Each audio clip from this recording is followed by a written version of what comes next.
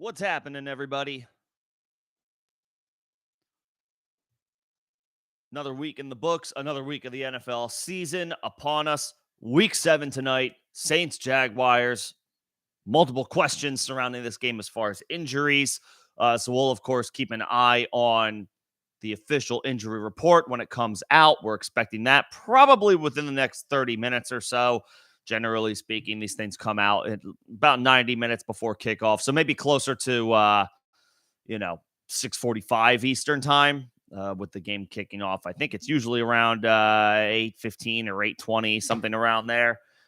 So maybe closer to about 40 minutes from now, we'll get the official injury report. So we're going to have to keep an eye on that one before we make any definitive calls around any players who are on the injury report heading into tonight's game. The biggest one, of course, being Jags quarterback Trevor Lawrence. He's dealing with the knee injury. It is being called a sprain.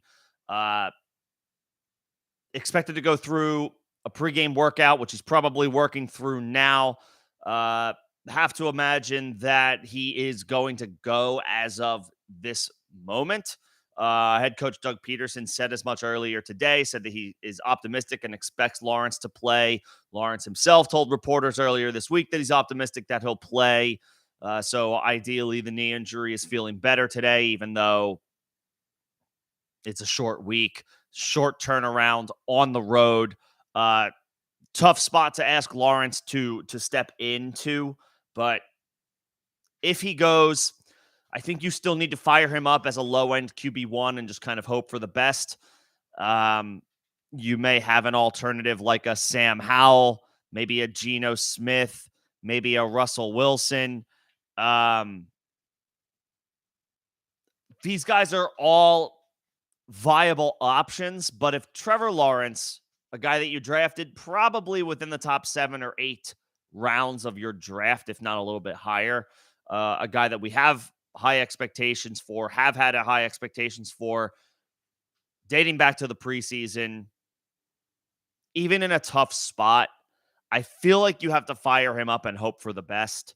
If you have any concern and you want to pivot off of him, that is your call. That is your decision. This is your team, not mine. I always try to remind people of that when trying to make start sit calls. At the end of the day, my thought process and suggestion to you guys is just that, a suggestion. Ultimately, you guys do the thing that you want to do when it comes to your starting lineup. And if that means pivoting off of Trevor Lawrence for a different player who gets to play on Sunday with a full week's worth of rest and preparation from last week, that is your prerogative, and that is totally fine. That being said, I would probably fire Lawrence up tonight over guys slightly, but over guys like Geno Smith, Sam Howell, Russell Wilson, and the like. And to that point, if Lawrence goes, you're firing up Christian Kirk with full confidence. You're firing up Calvin Ridley with some confidence. He's been a little bit boom bust this year, but you probably don't have another name on your roster that you feel as confidently about week over week as you do Calvin Ridley. So you're firing him up as well. You're firing up Travis Etienne with no concerns whatsoever. You're firing him up no matter what. And Evan Ingram remains a tight end one. So you're probably firing him up as well. For the Saints, hopefully you have a better option other than Derek Carr, although you are starting the pieces in this offense. You're starting Alvin Kamara. You are starting Chris Olave. As for Jamal Williams, he's expected to go tonight. That one's a little dicier. The latest on Jamal Williams. He's to be activated off of injured reserve, and he's going to play against the Jacksonville Jaguars. This will be the first week that we see both Alvin Kamara and Jamal Williams together in the same backfield, presumably ready to go and healthy. So it'll be interesting to see what the backfield split is. Alvin Kamara is on a tear since returning from his 3-game suspension to start the 2023 season. So you expect him to continue to operate as the 1A. in Jamal Williams' first game back. I think he's been out since week 2. You're probably expecting a somewhat reduced workload, so he's highly volatile tonight. Ideally, you don't have to lean on a guy like that, but obviously it's good news that he is back.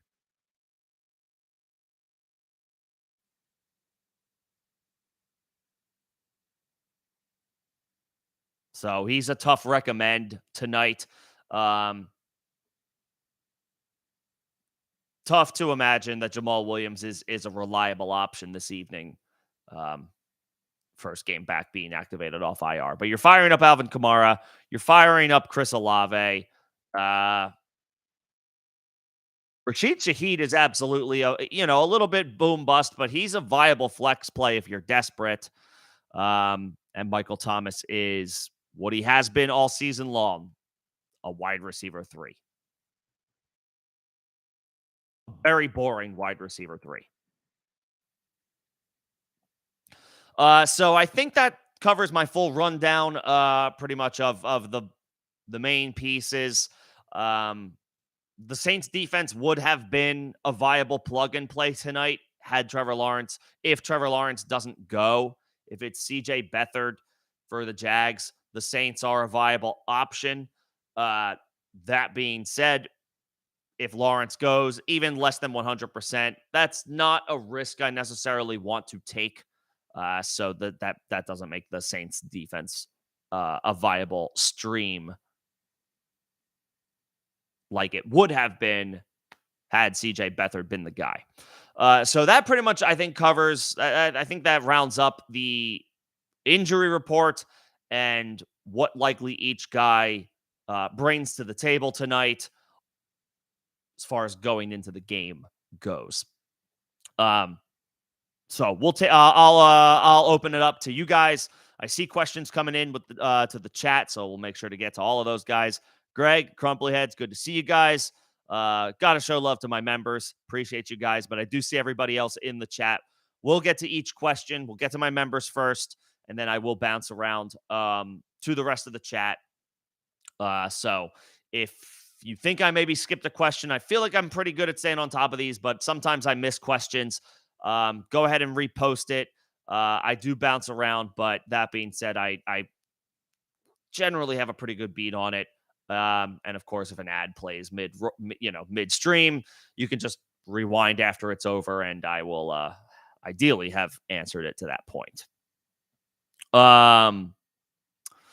So and of course, start sit questions that involve players tonight will take precedence over start sit questions that only involve players that are playing on Sunday or Monday. Crumbleheads, you have Ridley tonight. If you don't have another choice, and again, there are a lot of players on bye this week. I think there are 6 or 7 teams on bye, so it is sort of a bye-mageddon week. The Jets are off, the Cowboys are off, the Titans are off, the Bengals are off. There's a couple other teams that I'm forgetting off the top of my head. There are at least 2 other teams. So lots of guys on bye this week. So that also adds a little wrinkle to the game tonight. You might just not have a better alternative. Ridley is a boom bust guy. He's finished as a top 6 wide receiver twice. He's also finished outside the top 40 3 or 4 times. And I think the other week he put together a wide receiver 2 weeks. So Ridley is volatile, but with all of the bye weeks that you have this week that we're dealing with, you probably don't have that much of a better option other than Calvin Ridley. So, yeah, I mean, if you have him and you've got 3 or 4 other players on bye, you probably just fire Ridley up. Put him in a wide receiver spot. Always put players who play on Thursday in one of the positional spots. Leave that flex spot open for Sunday or Monday. Maximize your team's flexibility. Ridley's fine tonight. He's plenty talented enough to deliver. But, yeah, he has been boom bust this year. And unfortunately, it has been more bust. That being said, attached to Trevor Lawrence, you probably don't have a better alternative to turn to. We just have to hope that he can give you at least a top 15 performance.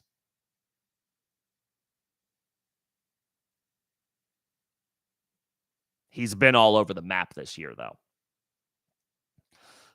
Greg, you have Lawrence and Deshaun Watson. To me, right now, Deshaun Watson can't be considered. I don't think Deshaun Watson can be considered right now. I know he practiced today on a limited basis. I don't have much faith in that until I actually see that he is active, until he takes the first snap for the Browns, whether that's this weekend against the Colts or next week.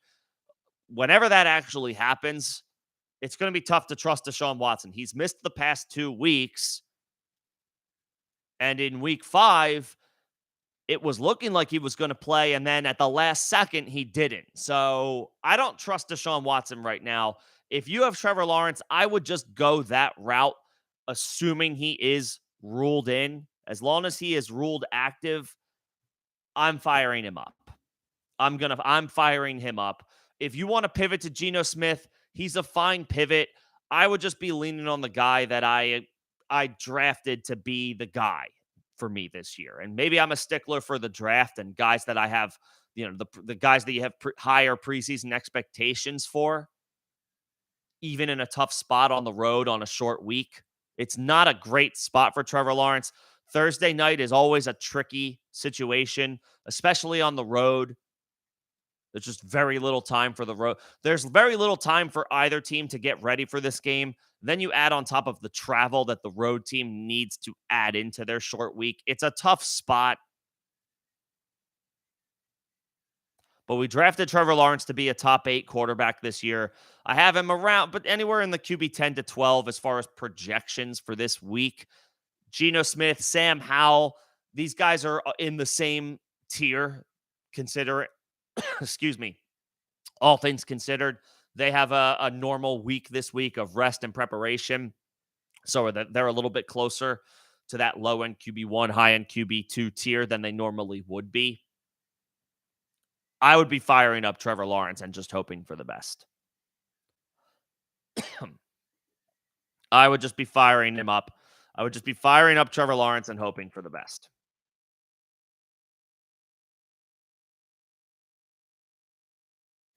This is all, of course, under the assumption that he is going to play.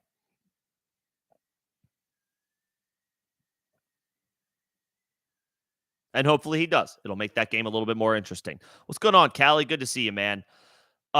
Between Herbert or Love. So Herbert's on the road against Kansas City. Love is on the road against Denver. That's a much better matchup.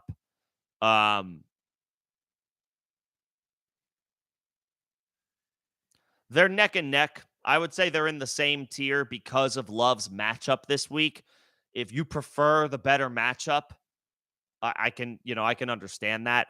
Herbert's the better player, but it's a tougher spot on the road against a division opponent. Love on the road against one of the softest defenses in the NFL in the Denver Broncos. Assuming Christian Watson and Aaron Jones are back for the Packers, I'm okay if you want to go Love. I'm okay if you want to go Love over Herbert. That's fine for me. And between Kmet or Njoku, I guess if Njoku has Watson, I would go Njoku. If Watson's out, both are going to be playing with backup quarterbacks. Last week against the Vikings, Kmet had 2 catches for 9 yards because they weren't playing well before Justin Fields got hurt, and then Justin Fields got hurt, and that was pretty much it. Njoku had 3 catches for 24 yards, but keep in mind, Njoku had a big play for a score called back due to a holding penalty, so he could have had a much larger day. I guess I would say Njoku. I guess between the battle of the backups, I trust P.J. Walker a little bit more than I trust Tyler Bagent, who we haven't seen yet.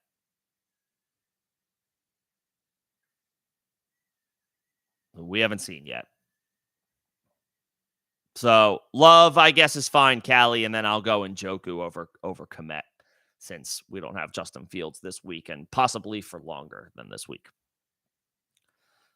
All right, back to the top. You traded Zach Moss for T. Higgins. I would say that's an excellent buy low for T. Higgins. Higgins hasn't done anything this year outside of week 2. Um, Blanked week 1, did nothing week 3, got hurt week 4, I think it was. Got hurt week 4, missed week 5, that's what it was, and then he came back last week and did very little because he's probably hampered by the rib injury. He gets a week to heal this week. The Bengals are on bye. I wouldn't expect a ton next week from T. Higgins. Generally, I feel like rib injuries, the fractured rib is pain tolerance for 4 to 6 weeks, and we're going to be on the short end of that. We're going to be in week 4 of recovering from the injury when Higgins returns in week 8.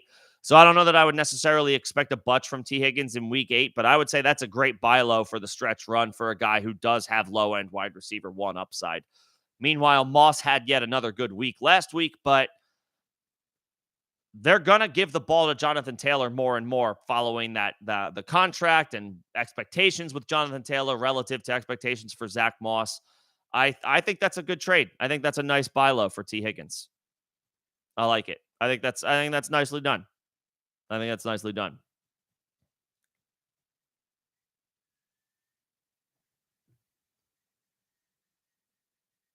Well done. What's going on, John? Good to see you're undefeated. Nicely done. Thanks for joining. Obviously, everybody's schedules get busy, so appreciate you making the time as you can. Appreciate everybody making the time as they can. But glad to see you're undefeated. That's awesome. You're looking to next week for like a tight end fill in. Freiermuth is fine. Who do the Steelers get week 8? I know it's been relatively quiet for him so far, and he missed a little bit of time here. Nothing scary about the matchup next week against Jacksonville. Yeah, that's fine. I mean, that's fine. You can drop Boyd. Higgins is going to be another week, removed from the injury, and maybe next week is another Tyler Boyd week for the Bengals as Higgins gets right from the fractured rib. But if you're not starting him, if he's not starting consideration, then sure. Anybody on your bench who it's just like, I'm not starting this guy this week or next week, then he could conceivably be, replaced for a guy who where you need the starting spot for. So yeah, that's fine. Oh, you have Mecole Hardman. I would drop Mecole Hardman before I would drop Tyler Boyd. I don't care that he's been traded back to Kansas City. Speculative ad is fine. He didn't do anything. I mean, he started to get a little bit more involved his last year with the Chiefs before he suffered an injury. He started to get a little bit more involved. And I know that it's a really thin receiving core in Kansas City, but to me, that's not a guy that I was rushing to the waiver wire to grab. I know that the opportunity is there, but like his ownership on shot up with this trade. And for me, it's just like he's a dart throw just like the rest of the Chiefs receivers are dart throws. I would drop him before I drop Tyler Boyd just because Boyd could be viable for one more week next week when T. Higgins is probably still going to be working his way back from the rib injury.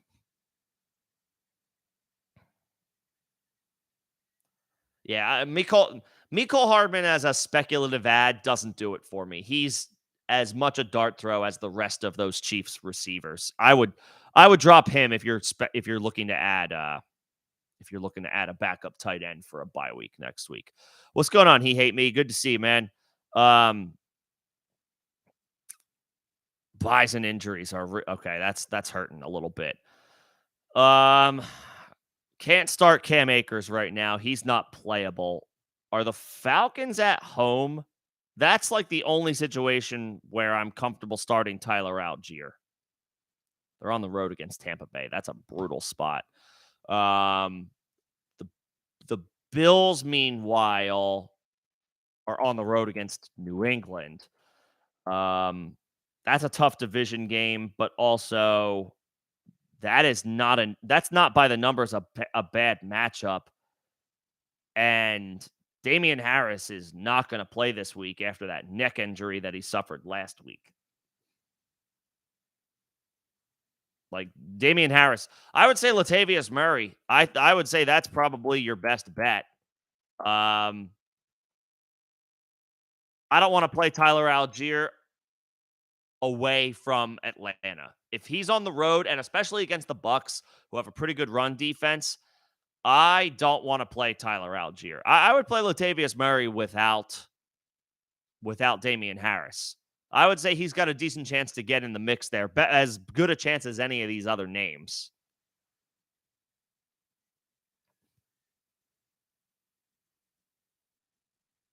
I would take Latavius Murray. Not Cam Akers is not playable, and I would say neither is Tyler Algier on the road.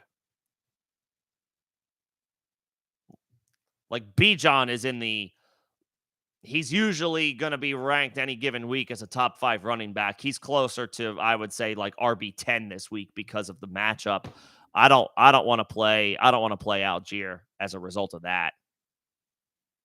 I would go Latavius Murray because there's no Damian Harris for Buffalo this week.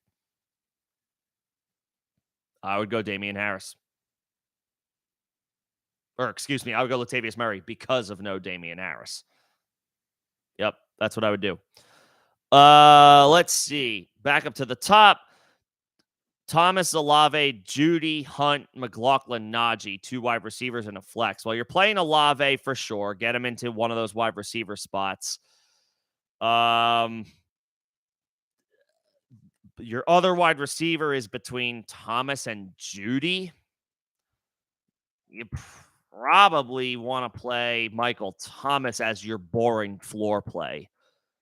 I mean, nothing is going right in Denver right now, and sometimes it's just like you make a call based on vibes. The vibes in Denver are atrocious right now. At least Michael Thomas has given boring wide receiver 3 numbers each week. Judy has been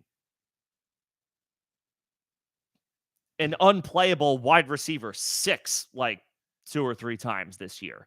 He's topped out as a high wide receiver 3.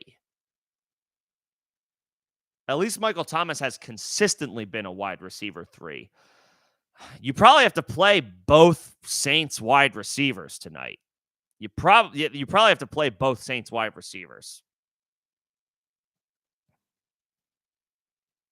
I can't play Jerry Jeudy right now.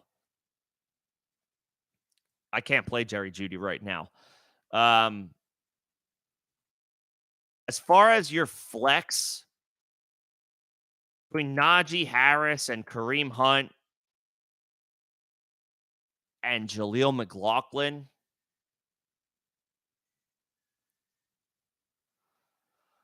I don't want to go back to Najee again, but that might be your boring floor play. Kareem Hunt missed practice yesterday. Was that a veteran maintenance day? Did he practice today? I need to double check this. He did return to practice today. All right.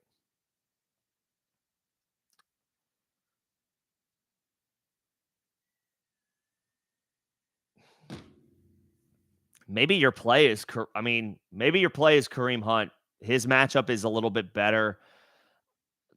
Najee is so blah. He's so blah. I don't know why I thought he would be better this year than he actually is. He's just not good. Like Najee Harris is just not good. Or maybe Alabama just ran the tread off his tires and he got to the NFL and he had 1 year in him, his rookie year, and since then it's been absolutely not playable for fantasy. I guess I would just hope that Kareem Hunt is active and that's your flex. I think that's what I would hope for.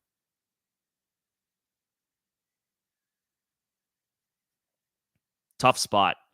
I would play your Saints wide receivers tonight and I would put Kareem Hunt in your flex.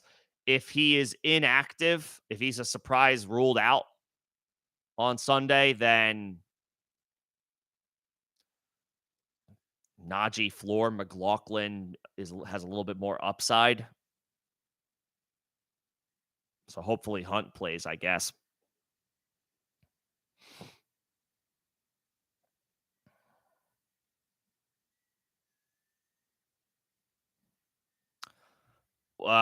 Trade question. Komet and Shaheed for is that Mark Andrews? Would somebody go for that? I can't. That sounds. I mean, of yes, I would do that. I can't imagine. I can't imagine saying yes to that if I have Mark Andrews. You could try if you can pull it off. Go for it. If you can pull it off, go for it. That would be a spectacular return.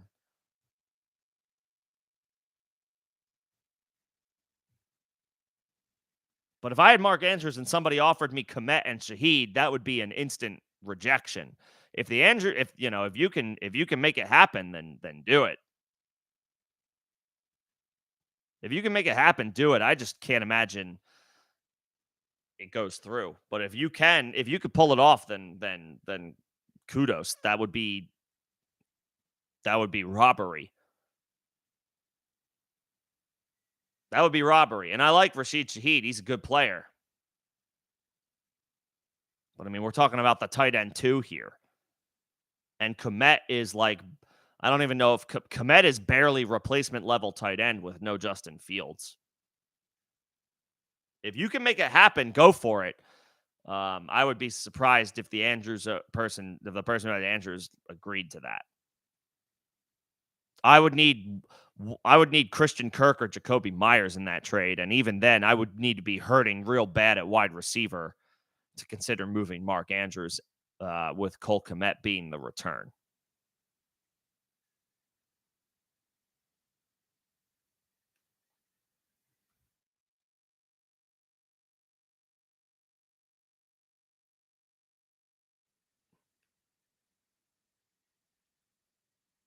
But it's a good team. I mean, if you could pull it off, then it's a really good team.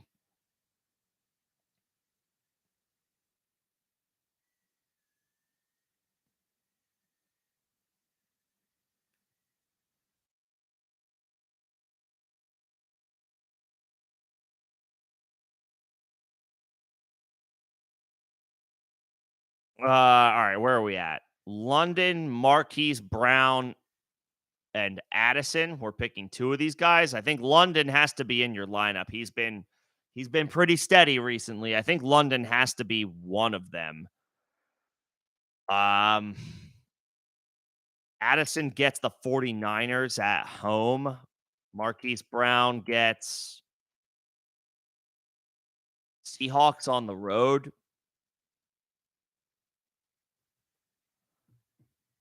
Both have been pretty steady. It's a really good matchup for Marquise Brown. He only had 4 for 34 last week, but prior to that, 4 for 61 and a touchdown, 7 for 96, 5 for Brown has last week wasn't a great week for him. 4 for 34, although he did have 11 targets.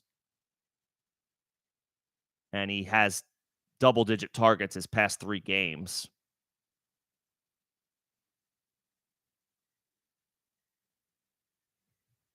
Addison has made plays, but it's been a little bit more on the line of like, one big play a game.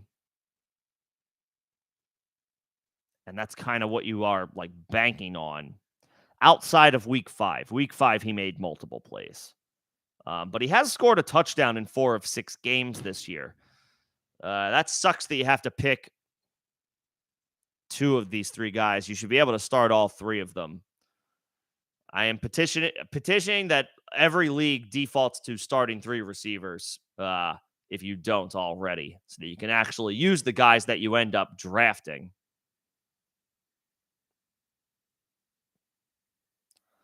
I guess I would say London and then Marquise Brown. He's been a little more consistent. It's close, but I would say he's been a little bit more consistent.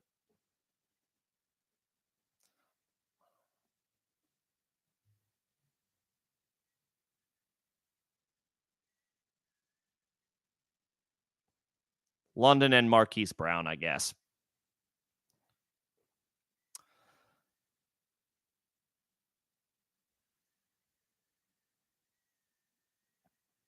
Let's see. What's up, Damon? If you're looking, if you're bargain shopping for tight ends,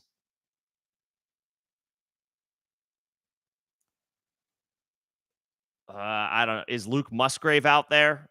Any chance Pat Fryermuth is out there? The Rams are getting eaten up by tight ends. If is any chance Fryermuth still available?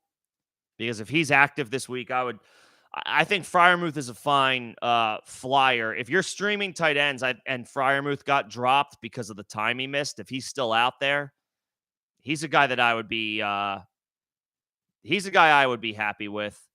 The Rams have been getting eaten up by tight ends this year. If he's not available, between Jonnu and Everett, I don't want to start Hunter Henry. He's really coming. He's come back to earth in a big way, and I just don't trust that Patriots offense right now. I guess Logan Thomas is fine in a potential bounce back. Everett could be good against Kansas City, a game where the Chargers are going to have to throw. I would say Fryermuth if he's available, and if not, I don't know. I guess just go Logan Thomas. Just hope he bounces back in a good matchup.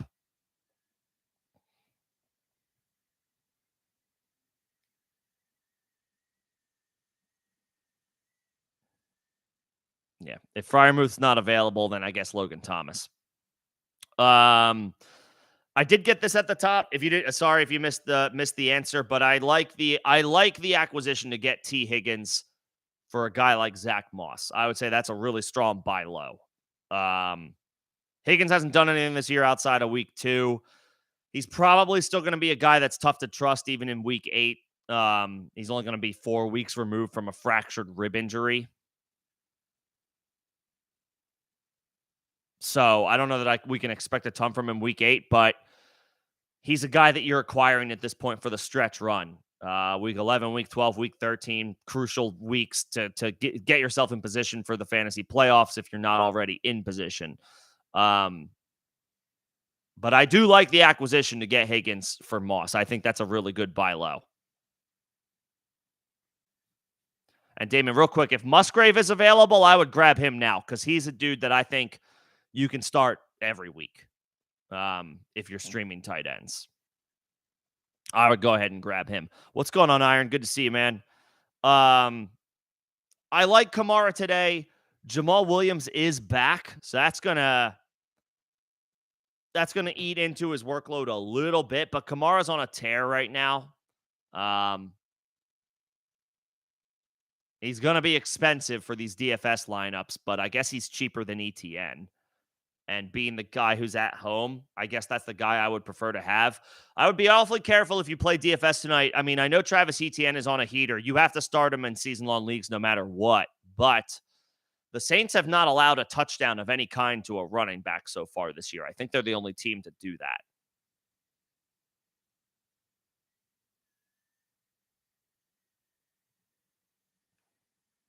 So I would say Kamara is okay. In DFS lineups tonight, and he's probably cheaper than Travis Etienne. I would say that's fine. I would say that's fine.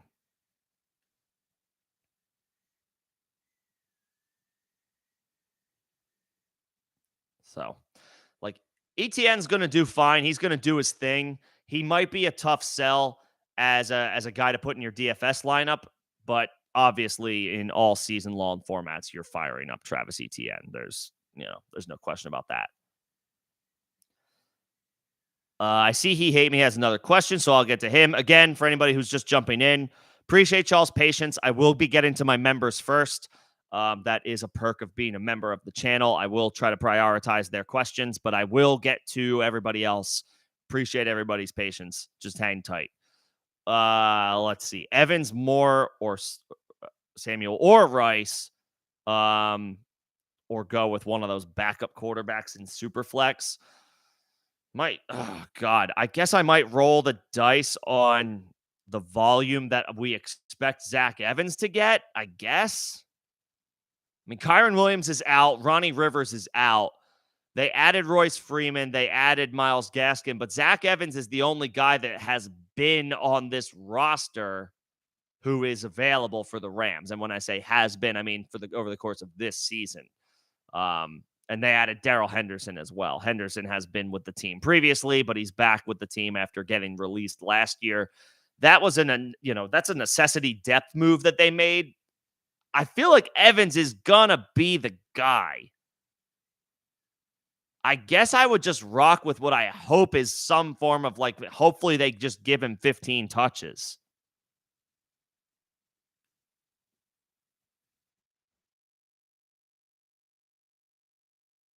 I can't trust Elijah Moore because I don't even know if Deshaun Watson's going to play. I mean, Rice is an interesting upside play. I would say Rice is an upside play, and maybe Evans is a little bit more of a floor play. If you're the favorite, if you're favored, maybe go Evans. If you feel like you need some juice, you need some pop, you need to roll the dice on an upside guy, then maybe go Rice instead. He has been the dude at wide receiver this year so far for Kansas City. So maybe I would say maybe Rice is your upside play, and then Evans is like a hopeful floor play.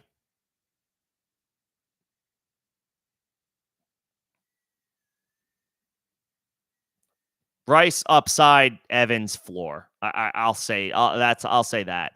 Elijah Moore. I can't consider him not without knowing if Deshaun Watson's going to play or not. And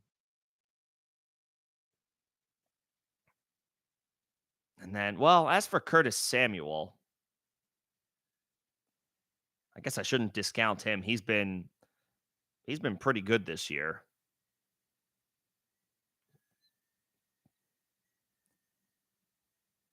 4 for 42 last week and a touchdown.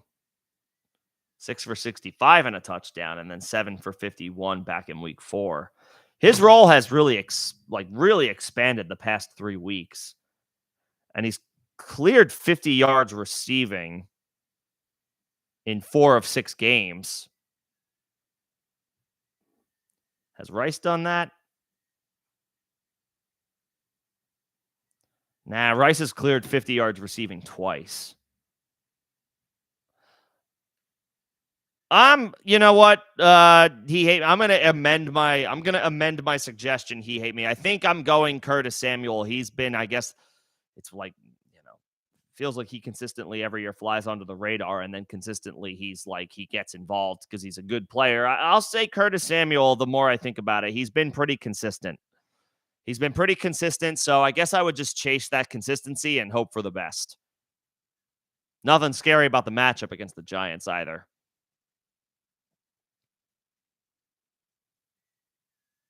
Yeah, I'll amend my statement. Curtis Samuel. I would roll the dice on Curtis Samuel.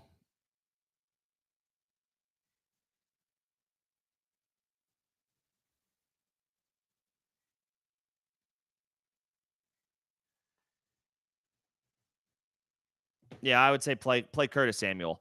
And okay, so Kamara and ETN are like this same price. Kamara.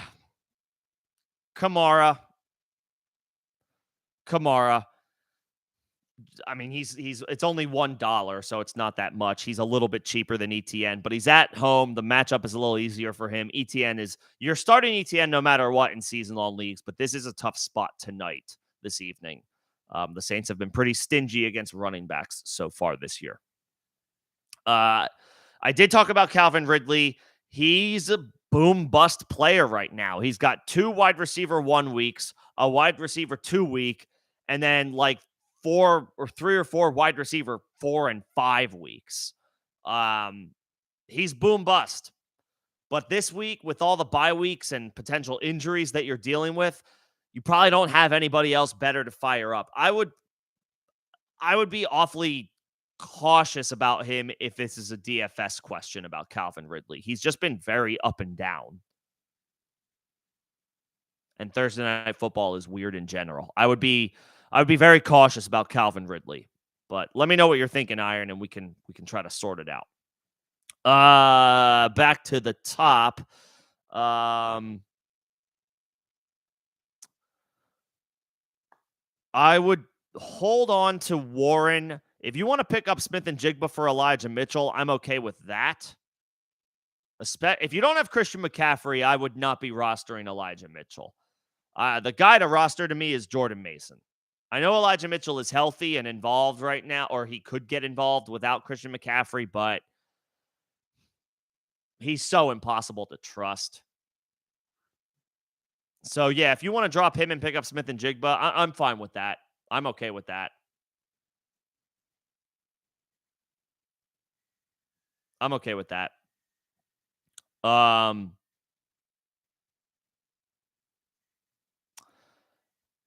And as far as your question about your quarterbacks, I would just play Hal.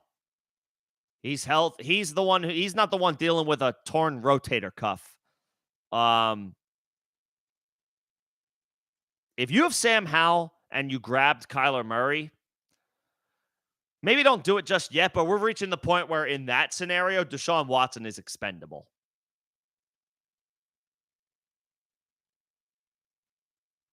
But I wouldn't do it yet. Let's see what happens Friday. Let's see if he practices in any type of capacity tomorrow. If he plays, I wouldn't start him over Hal, but I would hold on to him then in that situation.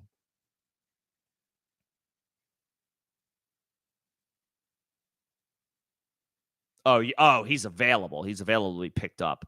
No, I would just play Howell this week, and I would grab Smith and Jigba for Elijah Mitchell. That's what I would do.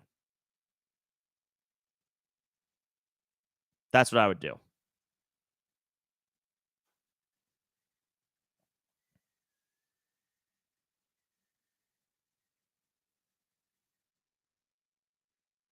Yeah. Pick up Smith and Jigba, drop Mitchell. If Watson is available, leave him there for now.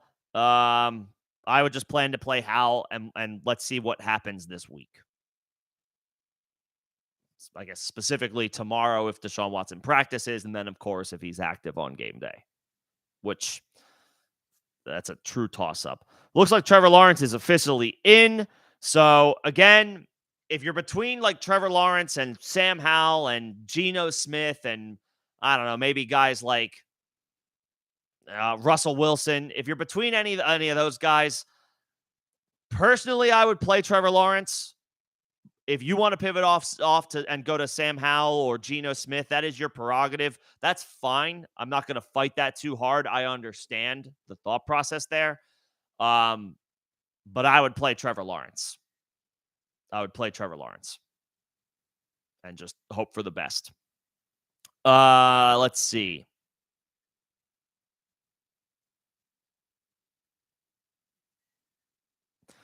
Is Najee better than a lot of injuries and a lot of injuries between Kyron Montgomery and Roshan? That hurts. And Roshan is missing practice yet again, so go ahead. We can probably go ahead and pencil him in as out. Is Najee better than Evans, Jordan Mason, Gus Edwards, Justice Hill, and the like? I guess. I don't have a ton of confidence in that. In that, I mean, I assume Donta Foreman got picked up. God,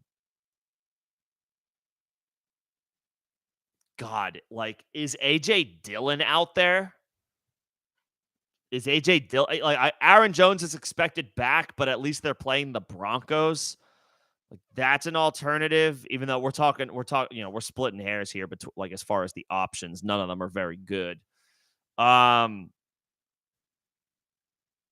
If not, ugh.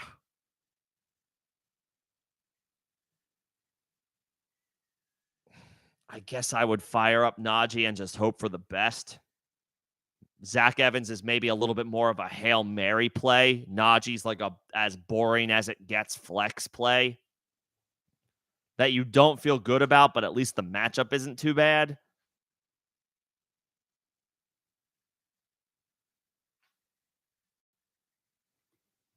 It's not great, but it's not like as terrible as it could be.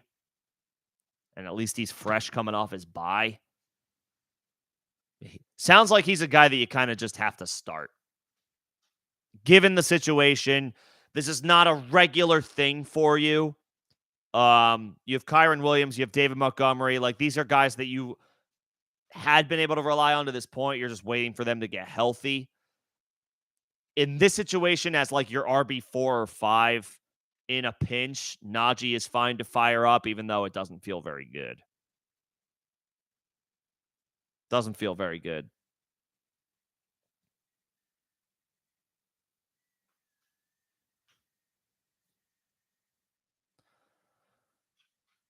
Yeah, I guess Najee. Full PPR, you need 2 guys between Pittman, Madison, and Watson. The Vikings have the 49ers Monday Night Football.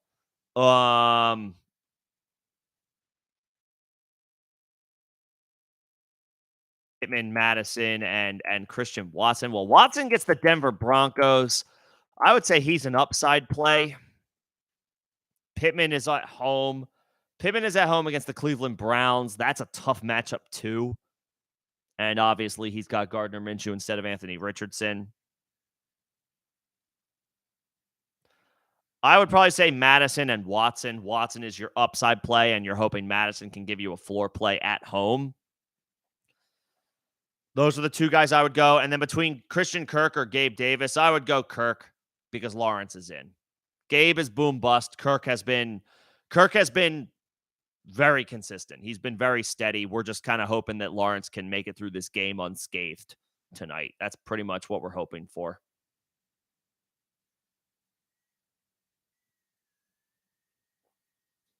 So, yeah, Madison and Christian Watson for the pick 2. I would go Christian Kirk over Gabe, especially in full PPR. Kirk is the guy who was getting a lot of the looks, a lot of the targets.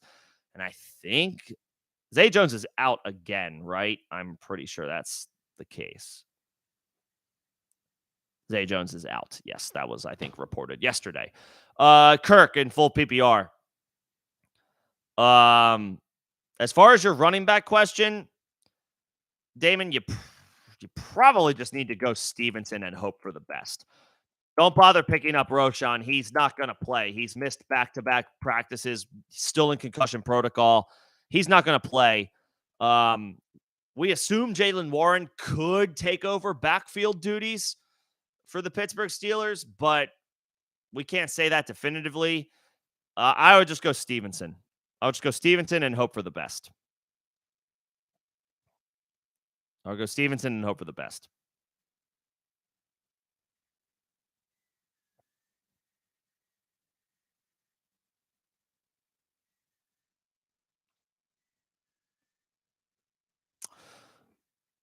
Let's see.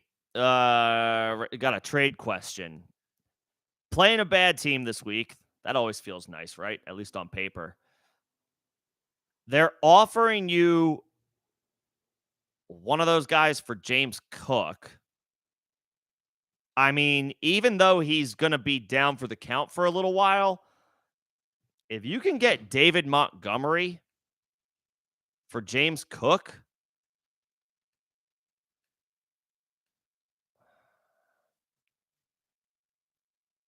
he's expected back. Let me just double check on when is Montgomery expected back? Week 10. We're probably or a couple more weeks. We probably have to wait on David Montgomery for a couple more weeks. If you're in a position, Rando, where you're sitting pretty and you can afford to take the hit because James Cook is obviously playing and available right now. If you can take the hit, if you can afford to lose a guy who is playing now, to stash a better option when healthy later, I would take David Montgomery. If you yourself are 3-3, hopefully you're not like 2-4. Um, it's a little more volatile, but if you're coasting to the playoffs and you can grab David Montgomery for James Cook and you can eat that hit for now, yeah, I would do that. I would roll the dice on that because Montgomery, when healthy, looks like he might be a top 6 or 7 running back for the rest of the season. The Lions clearly want to use him in the Jamal Williams role that from last year. That was very fruitful.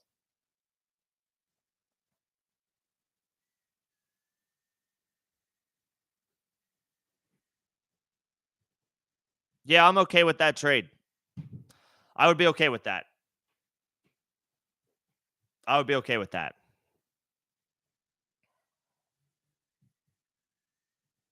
And Iron, that looks good. I think of those options, I would flex Madison. Um I know it's a tough spot against the 49ers, but at least he's at home and he's going to get volume. Rest of the starting lineup looks good, Iron. I would put Madison in the flex over Judy and over Najee. Looks pretty good. And yeah, given your options, I would start Ridley.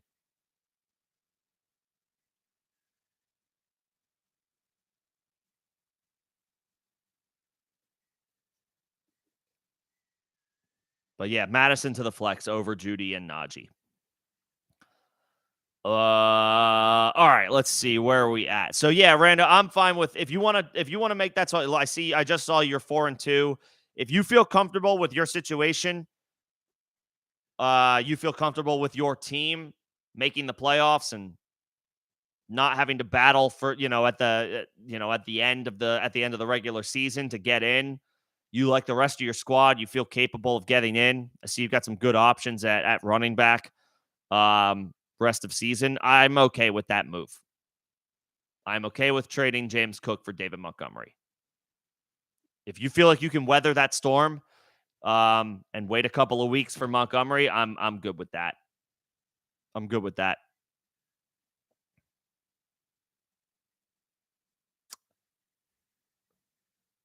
Yeah, I'm good with that. As long as you look at the rest of your roster and you're like, yeah, I feel pretty confident, all things considered, that I'll be in the playoffs.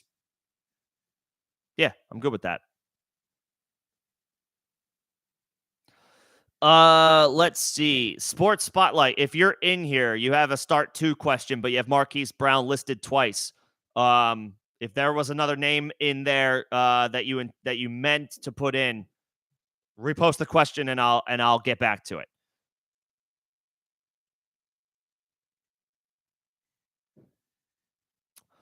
A defense question. Saints or Bucks? The Saints would have been a little bit more interesting tonight if Trevor Lawrence, well, they'd be more than interesting if Trevor Lawrence wasn't able to go tonight. I'd probably be recommending them. But Lawrence is healthy he's not healthy, but he's active. So I don't love the Saints defense as much of a play tonight. I would go the Bucks. They're at home against Atlanta. Atlanta's offense is not scary, especially when they have to go on the road. Desmond Ridder is a very beatable matchup for any defense.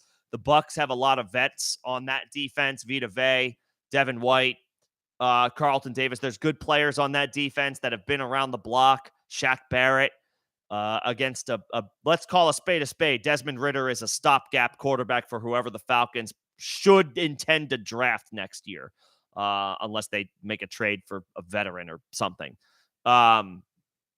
Desmond Ridder, especially away from home, away from Atlanta, Desmond Ridder is a quarterback you want to target for your opposing defense or for your defense. The Bucks, I would absolutely fire up the Bucks over the Saints for sure.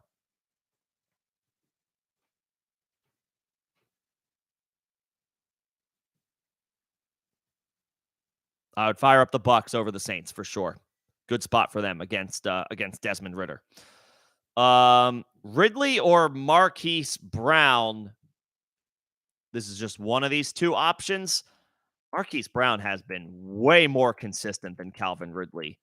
Ridley has the top 10. Ridley has top 10 potential. Marquise Brown probably doesn't have as much of that potential, but he is much safer from a floor perspective. I would say if you're between Ridley or Marquise Brown, if you feel like you can play it safe, and honestly, this is probably what I would just do, I would play Marquise Brown. If you need a moonshot, if you need to swing for the fences and you're willing to eat a low number because you're trying to play um, for a for a potential top 6 performance, then Ridley. But Ridley's floor is like the wide receiver 70. He's done that like 2 or 3 times this year. Marquise Brown has been much more consistent. So if you can play it safe, Marquise Brown, if you need a moonshot and you're willing to eat a potential bad performance, because we've seen some bad performances from Ridley this year, but we've also seen 2 top 10 games. Ridley is your moonshot play. Marquise Brown is your safe play, and I would probably just play Marquise Brown.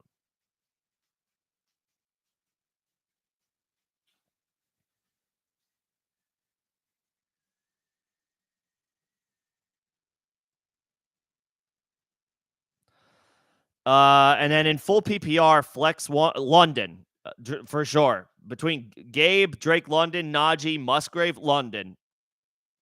In full PPR, yeah. I mean, I know I'm not crazy about Desmond Ritter as a long-term solution, but that doesn't mean that he can't get Drake London the ball enough times any given week for him to be a viable option. He might not be a top 10 wide receiver like he was last week, but London in his past few games, 9 for 125 last week. He's probably not going to replicate that at on the road, but incredible performance.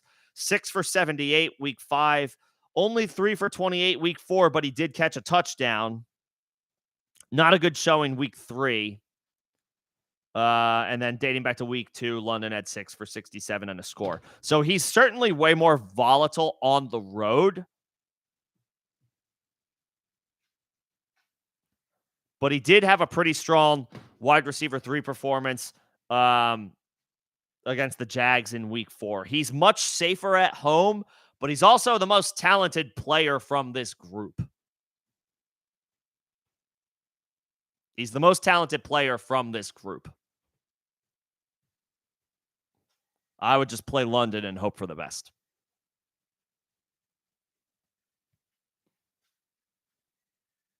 I would play London and hope for the best. Dynasty question. Would I trade Zay Jones and a second in 2025 for Drake London? Absolutely. If I'm acquiring Drake London, absolutely. If you can get that, absolutely. Zay Jones, at best, is his team's wide receiver 3. And how old is he at this point? He's 28. London is what? 23? 22. He'll turn 23 next year. If you are acquiring Drake London and you can get him for Zay Jones and a second round pick, abso-freaking-lutely. Absolutely. I would, yeah. You can only assume London's quarterback play is going to go up after this year. Whether the Falcons draft someone or trade for somebody, Desmond Ritter's not it. And so London is going to remain sort of inconsistent this year, but we've seen his talent. We know that he's good. We know that London can play. He's a great individual talent. 100%. Zay Jones in a 25-second for London, 100%. Absolutely. If you can pull that off, that's robbery. If you can pull that off, that is robbery.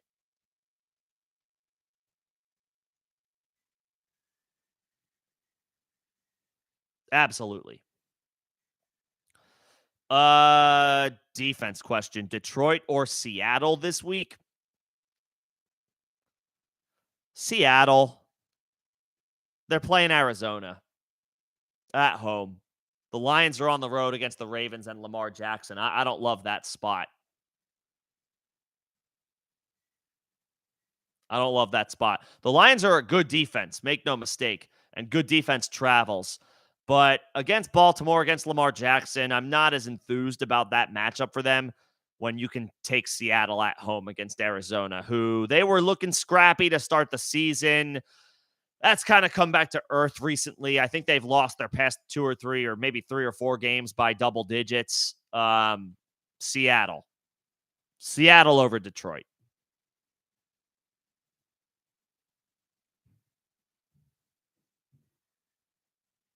Seattle over Detroit.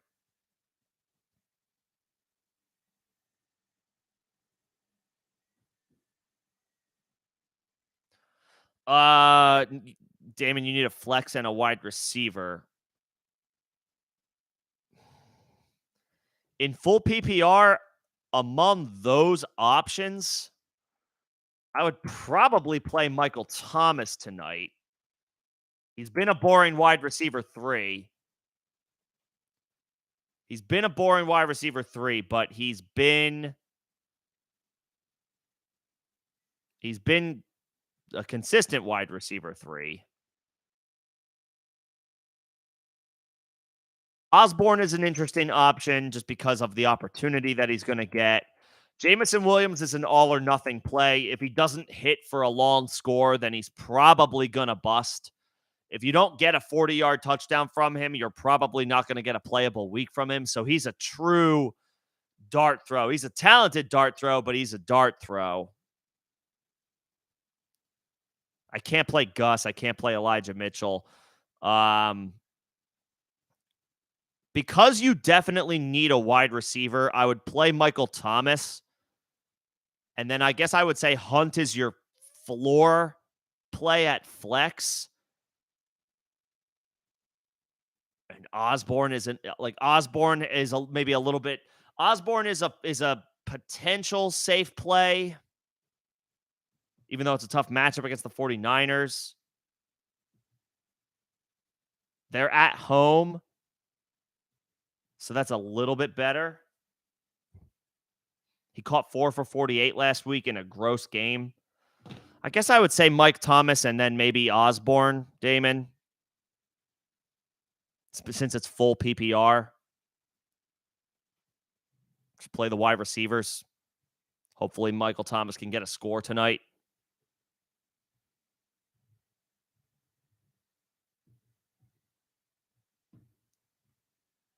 But, I mean, he's been pretty consistent.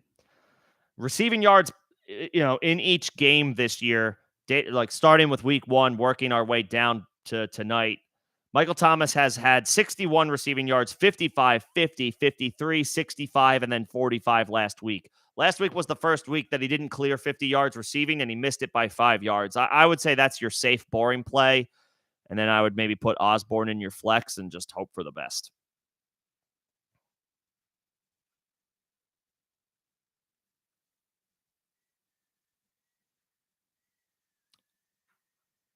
Let's see. Got another trade question. What's going on, Cap? You gave the first place guy Rice, Ridley, and Warren. You got Saquon. How did you pull this off? How did you turn Rashee Rice, Calvin Ridley, and Jalen Warren into Saquon Barkley and Amon-Ra? How did you pull that off? How does the guy in first place say yes to that? That's nuts.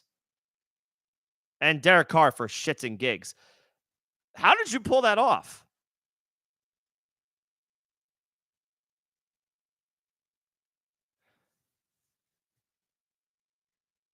And if you could turn Saquon into Puka and Eckler, that just keep the good news rolling. Dog, what are these trades? That's nuts. That's insane. Like, that's a ridiculous return. What is the guy in first place thinking? Unless he just believes that Jalen Warren is going to be an RB1 rest of season. I mean,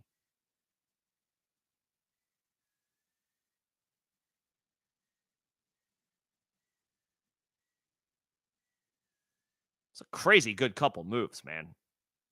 Good God. How did you how? How did you how? How? Oh, you're giving up Puka and Saquon for Eckler. All right, that makes a little bit more sense. Yeah, I'm okay with that.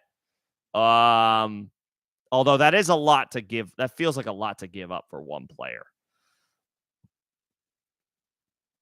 If your wide receivers are stout, then I'm okay with it. Keep in mind, Puka didn't have a great week last week, but he did have a touchdown in his hands, just dropped. Something that he didn't really do for the first 6 weeks of the season was drop a pass until last week, and it just so happened to be in the end zone. So that does feel like a decent amount to give up for Austin Eckler, but I get it. It's Austin Eckler we're talking about. And I don't have the same long-term concerns about Eckler that I do potentially about Saquon Barkley if the Giants season goes in the toilet and they don't trade him, which I feel like is unlikely. Something tells me they're not going to do that. All right, let's see. I got through this part of and Damon, if you're still in here, in case if Musgrave is still available, I would grab him. I would grab Musgrave. I would grab Musgrave, start him this week, and probably just start him moving forward. I got through my member questions. I got a kicker question between the kickers going tonight. I would take the guy at home. Derek Carr hasn't been very good, but the Saints are at home, so they should move the ball. And you're just kind of hoping they stall out a couple of times. Kickers on Thursday night are fine plays, guys. The over on field goals hits on Thursday Night Football a ridiculous amount of the time. Game plans are shrunk down. Teams don't have as much time to prepare for these shorter weeks. Offenses are not as effective. The overall play in general is usually sloppier, which means that there are more drives for the offense that stall out than if the game had been played on Sunday. That is the only news that who that is good for are the kickers. So it's fine to fire up kickers tonight. If these are your best options, if every other kicker is scooped up and you're just like, I hate every other option, and you're between the guys going tonight, I would take the guy who's playing at home. That the Saints offense is good enough. They will drive, and at home they will have enough success. But Derek Carr has also been blah enough to believe that the Saints offense stalls out enough times where, if the kicker kicks a couple of field goals, then you're in a good spot. Gruppy, I don't know how to pronounce his last name, the Saints kicker. If anybody wants to enlighten me, by all means, go for it. But is it Blake or Jake? I'm doing a bad job with Blake. I know it was it rhymed. It rhymed with ache. Blake Gruppy or Group, whatever. I think he's actually a fine play tonight. Yeah, I would go with the Saints kicker.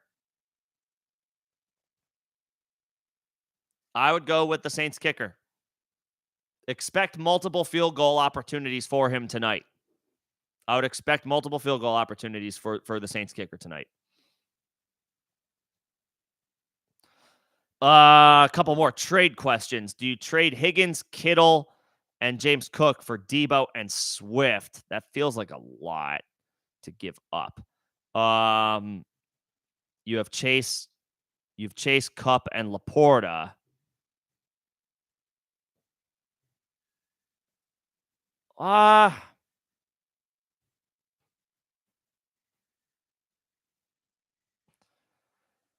Okay. So you have Chase and Cup, so you would be swapping Higgins for Debo. That's a plus. Losing Kittle would be the biggest hit here, but you have Laporta, so that's good.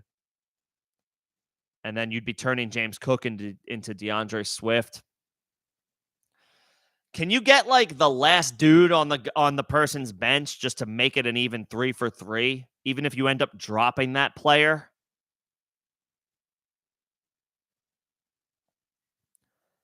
But I would say this is okay. I don't love doing 3 for 2s where I'm the one giving up the 3, but in this instance, you do have a very, very viable replacement for George Kittle in Sam Laporta, and you are upgrading both at wide receiver and running back in the deal. So I am okay with this. If you can get like the last player on their bench just to make it an even 3 for 3 and just say like you would be dropping this player anyway, so just like let me have him and then you can make the call if you want to drop that player or not, then I'm okay with it. But yeah, I think that's fine. I think that's fine.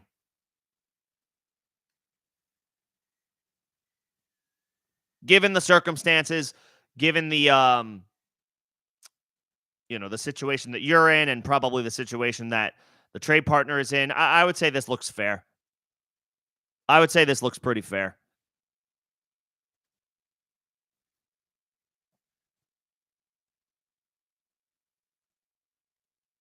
Yeah, I'm okay with that. Acquiring Chase and or not Chase, acquiring Debo and Swift and adding them to Chase, Cup, Laporta. Yeah, I think that's pretty good.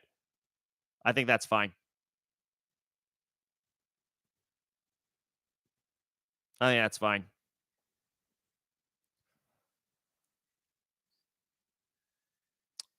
All right. This is a start sit question from Chris. McCaffrey, Walker, Aaron Jones. Don't play Ridley. Mm, did Aaron Jones? I think Aaron Jones practiced today. Did Aaron Jones practice today? I know he was limited yesterday. Limited today as well. Yeah, like the question about Aaron Jones right now is he limited because he's still not 100% or is he limited because the team is choosing to limit his reps coming off of a hamstring injury? Um we don't know the answer to that.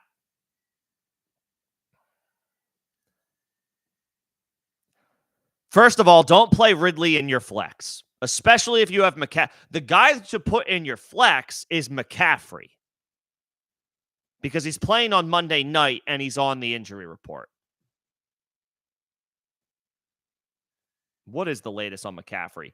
Always, always, always, let's not get caught up in like, oh, McCaffrey is my RB1, so he's just in my RB1 slot. That's not how it works. Put McCaffrey in your flex because he's playing on Monday night. He missed practice today. He's listed as day to day. If you're not starting Ridley at wide receiver, given your other wide receiver options, then he's not an option for you tonight. You put Walker and Aaron Jones in your running back spots, and you put McCaffrey in your flex. That way, if McCaffrey is out, you can swerve to Jordan Mason or Elijah Mitchell without losing both Walker and Aaron Jones. Put McCaffrey in your flex because he's playing on Monday night and he's on the injury report. So by doing that, it maximizes your flexibility. It gives you options to pivot to on Monday night if you need it because McCaffrey is out. At the end of the day, you want Christian McCaffrey in your starting lineup. He is the top guy in fantasy football. You wait on a guy like that until we know without a shadow of a doubt that he's not playing. You don't bench him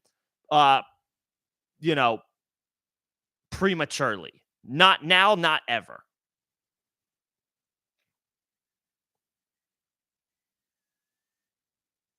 Put McCaffrey in your flex. And then you can put Walker and Jones in your running back spots. Leave Ridley on the bench if you have other options at wide receiver that you feel stronger about. And when Monday night rolls around, if you need to replace McCaffrey, you have your flex spot. So it can be a running back if Jordan Mason or Elijah Mitchell are available. It can be a wide receiver if it's like Jawan Jennings or whatever. At least you have that flex spot open. But you want to hold out on Christian McCaffrey 100%. Put him in your flex. and you just hope he plays. But if he doesn't, you have options because you left your flex spot open. Always, always, always. If you have players on Monday night or Sunday night, the guys who are who play at the end for you, put those guys in your flex, especially if they're on the injury report.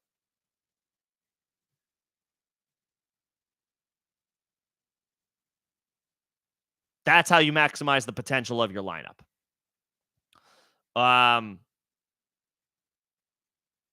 Okay, let's see. You have the Saints defense. Is there another option? I'd rather play Lawrence and pivot to a different defense than play the Saints defense and pivot off of Lawrence, if that makes sense.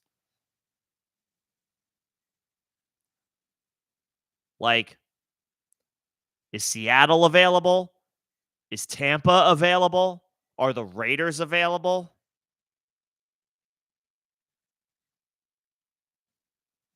Hell, is Indianapolis available? They're playing PJ Walker at home this week. That might not be a bad spot for them.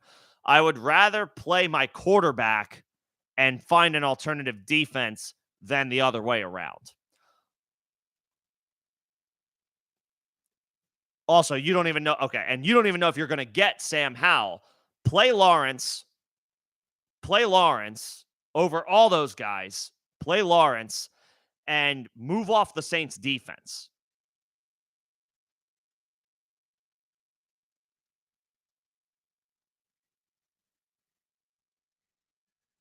Play Lawrence and move off the Saints defense. If the Seahawks might not be available anymore, but if they are, pick them up. The Ravens are probably not available. The Bucks, if the Bucks are available, pick them up. Hell, if Washington is available, I'm fine starting them against either a banged up Daniel Jones or Tyrod Taylor. I'm okay with that. The Packers are playing the Broncos. They've been ripe for fantasy points against, even though the Packers aren't a great defense. I would rather play Lawrence and pivot off my defense than sit Lawrence just because I have the Saints and then hope I get Sam Howell. I would not want to play that game. We're looking at a situation where Trevor Lawrence is playing less than 100% tonight, and that doesn't feel good, but he's in. He's active. And sometimes with these guys, you just have to trust in the dudes that you drafted, and this is a spot that feels that way with Trevor Lawrence, especially because you don't have a quarterback that you can automatically pivot to if Sam Howell is on waivers until Saturday. Play Lawrence and move off of the Saints defense. I got a dynasty question here. Trade Bijan for 2 firsts, 1 second, and Javonte Williams. It's a fair offer. I don't know that I necessarily want to do it.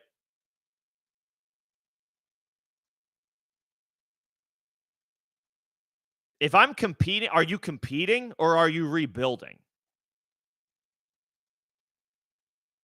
If you're competing, then no way. And honestly, even if you're rebuilding, I don't even know if I want to do that either. Is one of those firsts going to be high? Is it an early 2024 first? Are they going to be late firsts?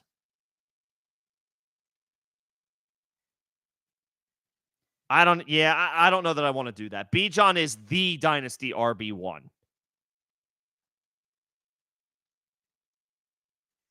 He is the dynasty RB1. I don't know that I want to do that.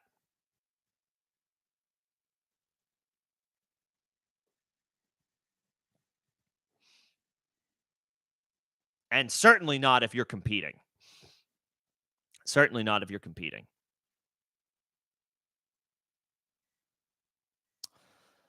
All right, let's see. Rando, happy I could help. I think that's a good roll of the dice to grab Montgomery for the stretch run. Trade Pollard and London for Devontae and Taylor. That's interesting.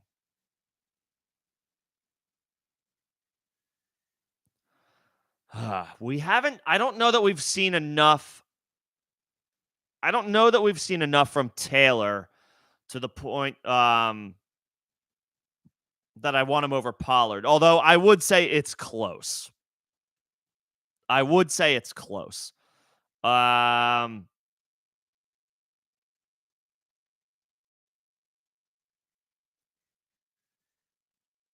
but I would definitely rather have Devontae Adams than Drake London. I know that Adams has been a little up and down, but London is going to be up and down too with his quarterback play and the style of the Falcons' offense.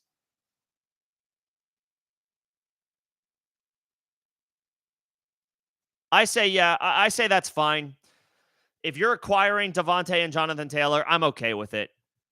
I'm okay with it because I like the the upgrade from going from London to Devontae Adams is a greater upgrade than is like what I'm worried about between the gap between Taylor and Pollard, which is probably pretty thin at this point now that Taylor is full go. I say yeah. I say yeah, do the trade. I say yes, do the trade. Okay, I'm going to make sure I get these start-sit questions that pertain to tonight's game. Start one between Ridley, Lockett, Godwin, and Flowers in half PPR. I like Chris Godwin a lot. He's rock solid. Between him, Lockett, Flowers. Lockett's in a good matchup.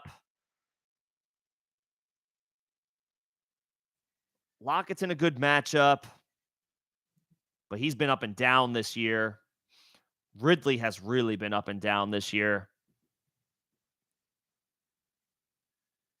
Lockett had a nice game last week for the pretty much like by his standards for the first time last week, 6 for 94. He gets Arizona at home. Doesn't Lockett like dominate the Cardinals for his career? Let's look that up real quick.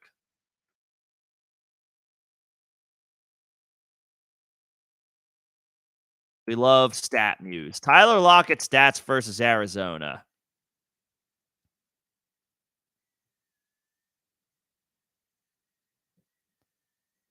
Oh, okay. Well, he didn't have a great game against them last year.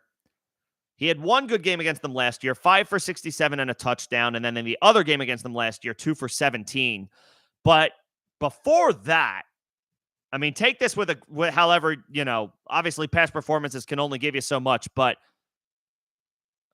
5 of the past 6 games Tyler Lockett has had against Arizona, he's cleared 65 yards receiving in 5 of his past 6 games against Arizona.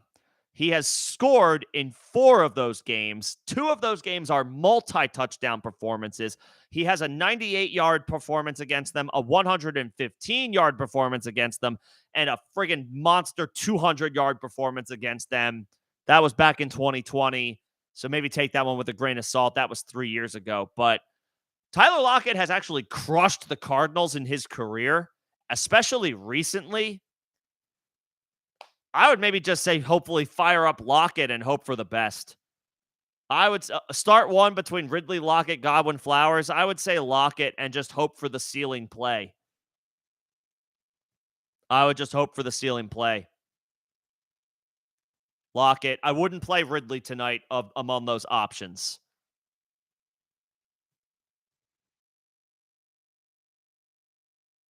I would not play Ridley. I would take Lockett. If you want to come back on Sunday or Saturday, I do have start-sit streams this weekend. Saturday, 6 p.m. Eastern. Sunday, 11 a.m. Eastern. We can sort through any final thoughts those days. But I would not play Ridley tonight, given those options. I would play Lockett. Madison or London in half PPR. It's dicey because he's on the road, but I think I prefer London. He is much more volatile on the road, but he feels like the safer player, and he's the better player. I would say London.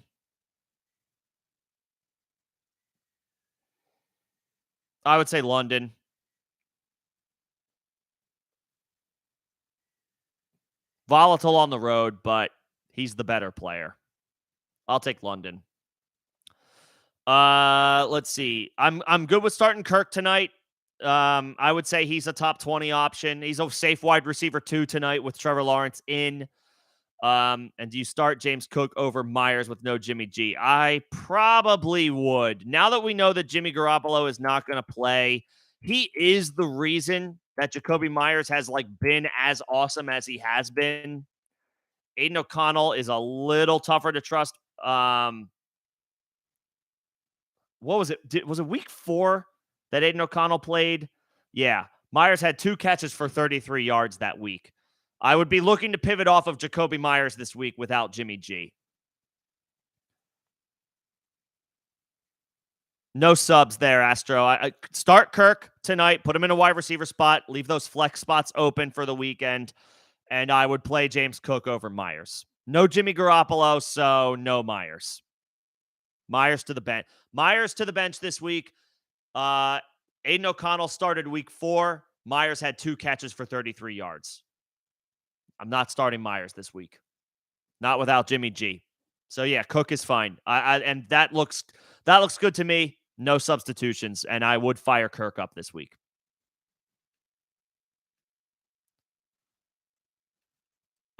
This is an interesting question. Kyler or Jordan Love for the rest of the season? You probably still have to give it to Love. Although it's now, Kyler is making this a very interesting conversation now that his practice window has opened. I would still say Love. Kyler is going to remain volatile even if and when he returns, because it's not going to be out of the realm of possibility that they still shut Kyler down closer to the end of the season, assuming Arizona has a record that we expect them to have, i.e., not a good one. I'll say Love rest of season. Kyler's an interesting stash, but who's to say he doesn't play 6 games and then the Cardinals are just we're just trying to get his trade value up. Now we're shutting him down because we're playing for the number 1 overall pick, which they are. Love rest of season. Love rest of season.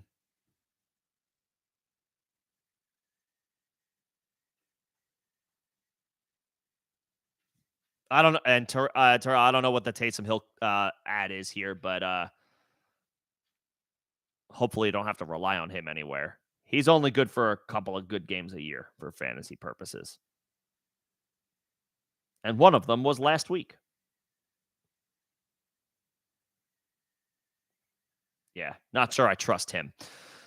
Yes, well, is ETN a lock? For your starting lineup, he is. You have to play Travis Etienne tonight, but it is a tough matchup. The Saints have not allowed a touchdown to any running backs this year.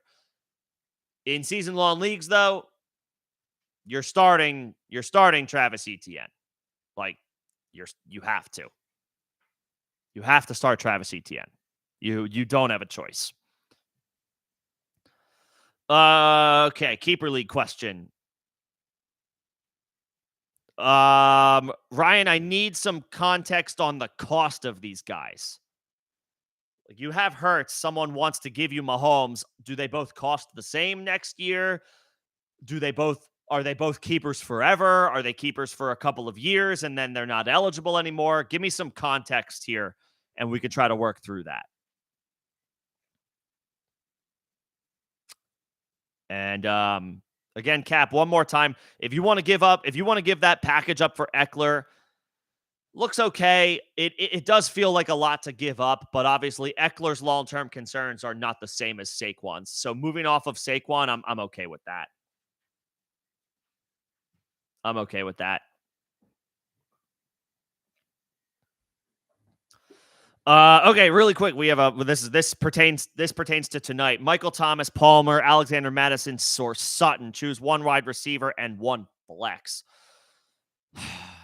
I really am not feeling anything Denver Broncos these days. The vibes are awful. That being said, I guess Sutton has been Russ's guy this year.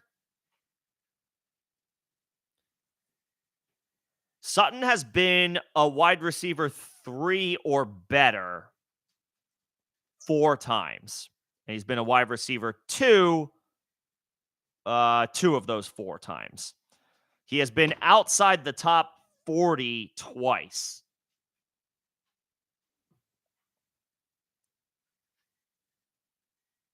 Although 5 for 66 is not bad. The reason he fell off, the reason he didn't finish higher in week 2 was because he lost a fumble.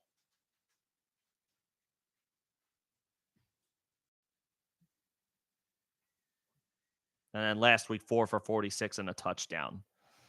And this is half PPR. I don't know what the scoring is.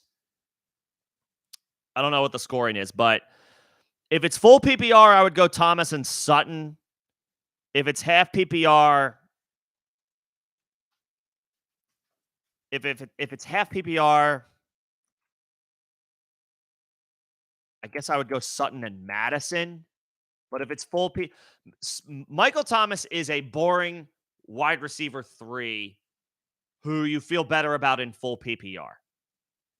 If it's half PPR, I'm not as enthused about him, and I would go Sutton and Alexander Madison.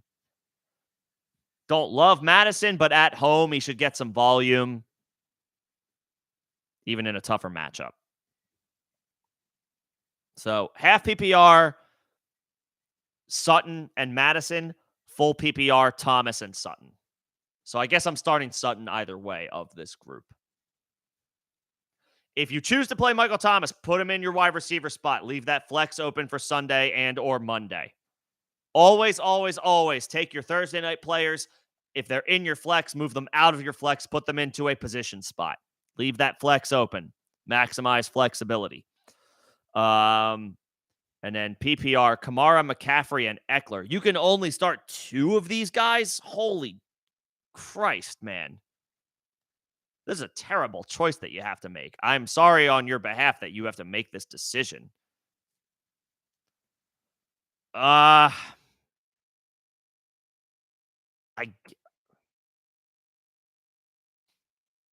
don't want to tell you in any universe ever to sit Christian McCaffrey.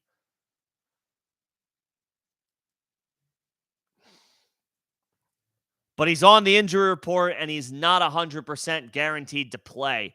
I guess because of that, I'm going to tell you to play Kamara, put him in a running back spot. Don't put him in the flex. Put McCaffrey in your, you can only start 2. God damn it, man. Because we don't know about Christian McCaffrey. We do not know if he's going to play. We think he's going to play. It's an oblique injury. He's on Monday night. He didn't practice today.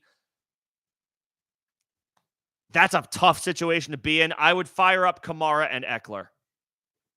And if you want to pivot off of Eckler for McCaffrey, if we get some good news on McCaffrey between now and Sunday, you can do that. But because it's possible that we don't have McCaffrey on Monday night, you don't want to miss out on Kamara tonight. I would play Kamara. I would put Kamara and Eckler in.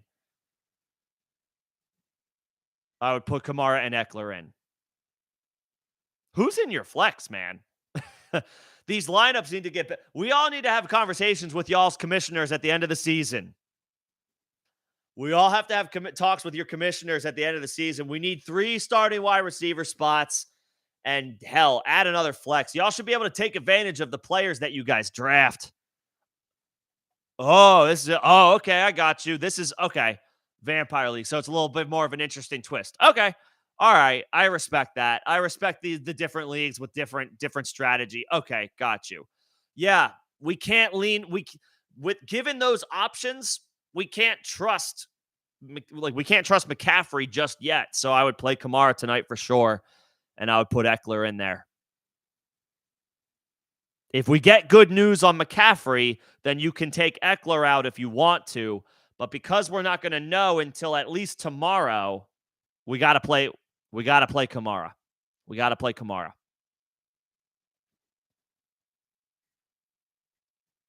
Got to play Kamara.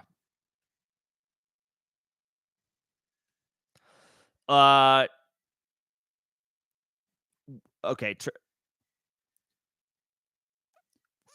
I'm not sure about this trade question. Is this trade CD for Devontae Smith? Or are you trying to trade for one of these 2? And if so, what's the asking price? need a little more context on that. Are you trying? Is that a one for one swap, or are you asking to trade? Or like, do you trade for one of those two guys? Because the answer would be CD. The question is what the asking price is. Jonathan Taylor or Michael Thomas tonight? What's the scoring? Taylor's at home against Cleveland. That's a brutal matchup. Thomas obviously or Thomas obviously goes tonight.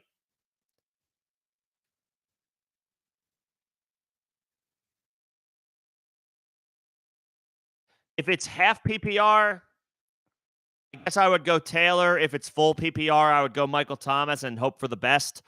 But the breakout is I'm the big game for Taylor is coming. It might not happen this week because he is playing Cleveland and that is the best defense in the league, but he is at home.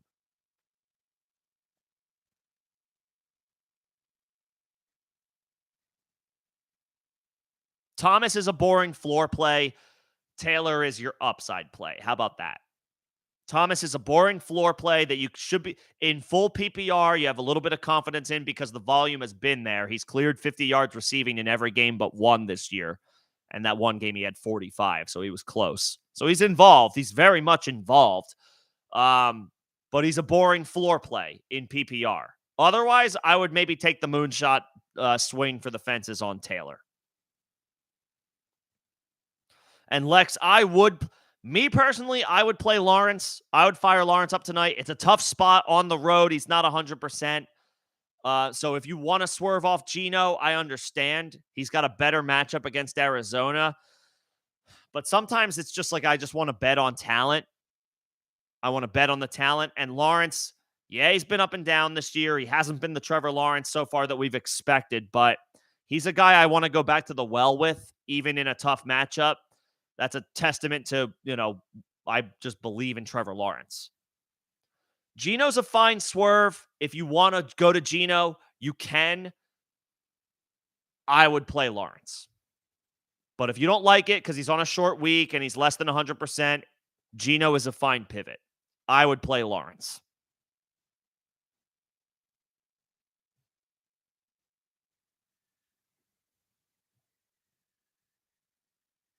I would play Lawrence.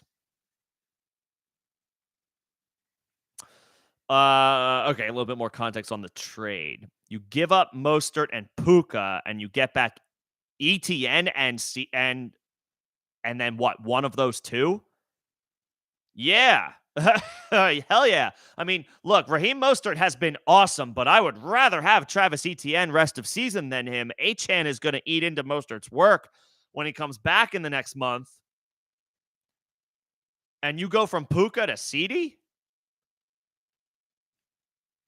I would ask for CD.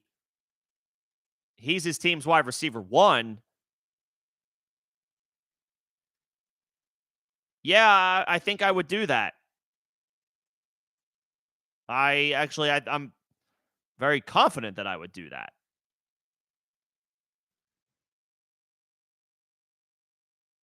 100%.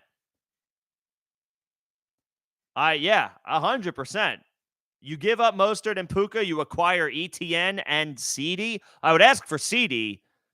I mean, if it has to be Devontae, then I guess so be it. But yeah, yes, I would take it either way. I would take it either way. I would take it either way. Let's see. If you have Devontae Adams, you're playing Devontae Adams. I would not play Jacoby Myers.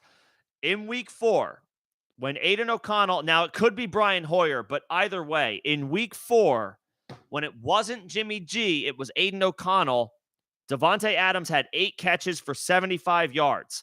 Jacoby Myers had 2 catches for 33 yards. I would not play Myers. Unless you're looking at like, you're between him and, I don't know, Jameson Williams, Jerry Jeudy, Josh Palmer, Wan'Dale Robinson, Jerry Jeudy, like these guys, like If it's those guys, then all right, fine. Maybe you fire up Myers and hope for the best, but I would not play Myers this week if I can avoid that.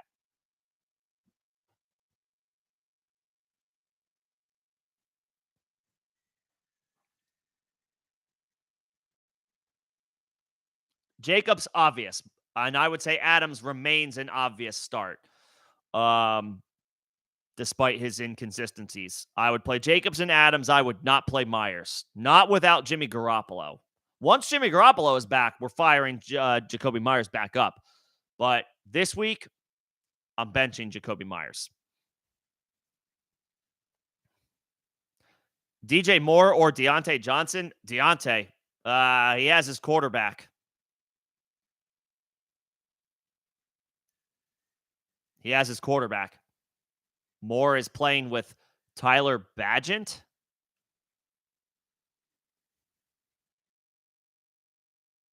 Yeesh.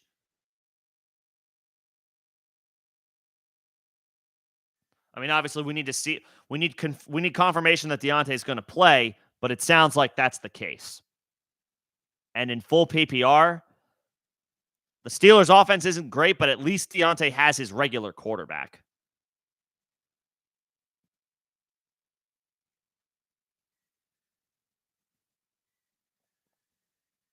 I would take Deontay. Lawrence or Stafford. So again, I'm firing Lawrence up tonight. If you don't want to because you're worried about the short week and the knee injury, I understand. But we drafted Lawrence to be a top 8 quarterback, and even in a tough spot at a less than 100%, I'm going to opt for him over other, other options. Geno Smith, Sam Howell, Matt Stafford, Russell Wilson. I'm going to play Trevor Lawrence. It's dicey. It's a tough spot. Saints are a solid defense, and he's on the road on a short week. If it makes you uncomfortable, if in your gut you're like, I just don't like this, that's your call. Pivot to the other quarterback if you prefer. I would play Lawrence. Keontae Ingram, Zeke, Justice Hill, or Murray. Keontae Ingram, I'll give Keontae Ingram credit. He looked a little better last week than I thought he would. I would go Latavius, though, probably with no Damian Harris. And he's in the best, I would say he's in the best situation of these guys. I would just roll the dice on Latavius because Damian Harris is out.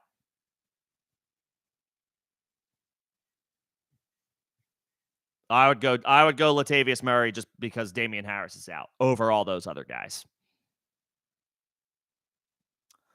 Ooh, I got another kicker question.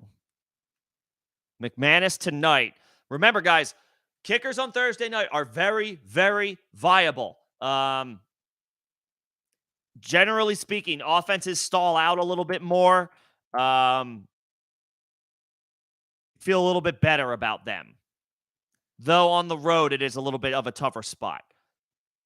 Now, him or Tucker. Oh, geez, man. I didn't realize. Is that Justin Tucker? Yeah, it's Justin Tucker. Justin Tucker. Sorry. Because it's a kicker question, I assumed that Justin Tucker was not a part of this here. You have to roll the dice with Justin Tucker. You probably drafted him to be as the kicker 1 or 2 overall. I know he's been a little up and down this year. He hasn't had great games, but it's Justin Tucker at home. I think we got to roll the dice with Justin Tucker.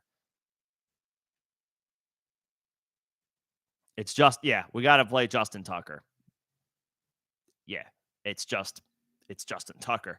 I know weeks 3 to 5, he was not good.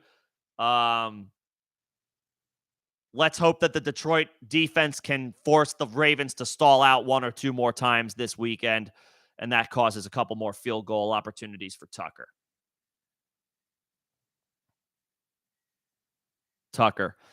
Roshan, Taylor, Stevenson. Oh, we're sitting one? Well, Roshan, he's not going to play. He's he's back-to-back missed practices yet again in concussion protocol.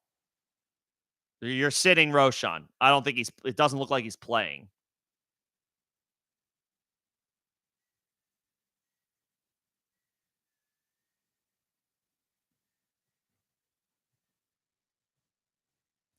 Uh, Devontae Smith over Myers, yes for me. Christian Watson over Myers, yes for me. The question is, I guess, Christian Watson or Devontae Smith. I would take Devontae. That could be a shootout Sunday night between the Eagles and the Dolphins. I would expect a lot of points that game. Although Watson's in a great matchup, I would probably take Devontae Smith.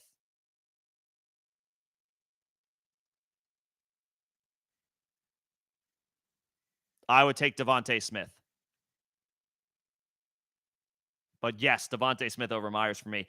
Could be a lot of points scored. Watson is a ceiling play, but I would say Smith's floor might be a little bit safer.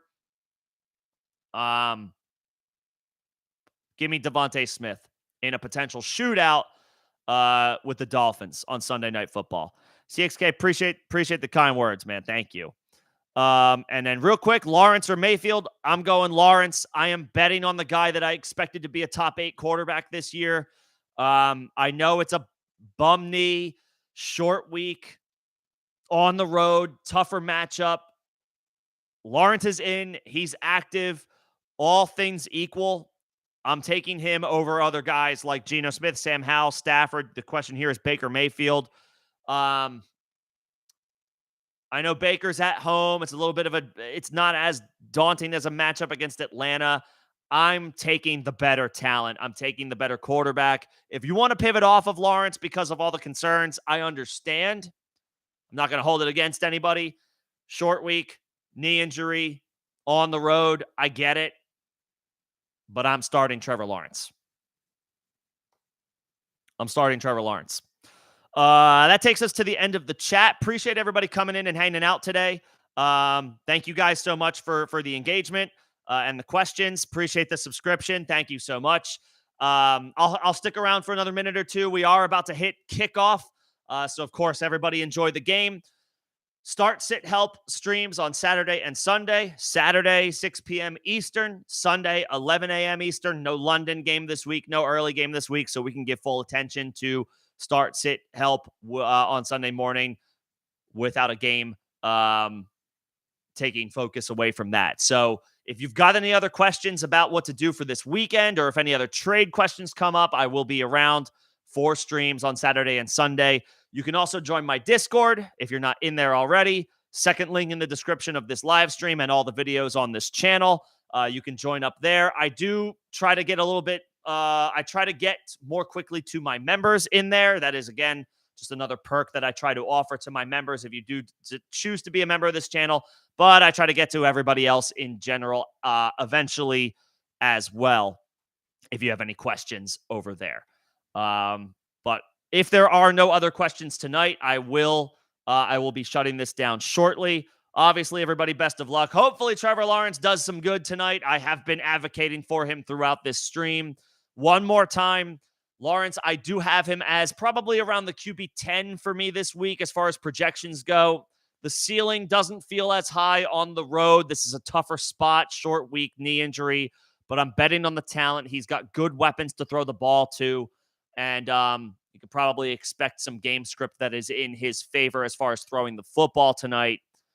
And so that's a risk I'm willing to take compared to the likes of Geno Smith, Sam Howell, Matt Stafford. These are all viable pivots. If you don't feel good about Trevor Lawrence, if you feel uncomfortable about him, I understand.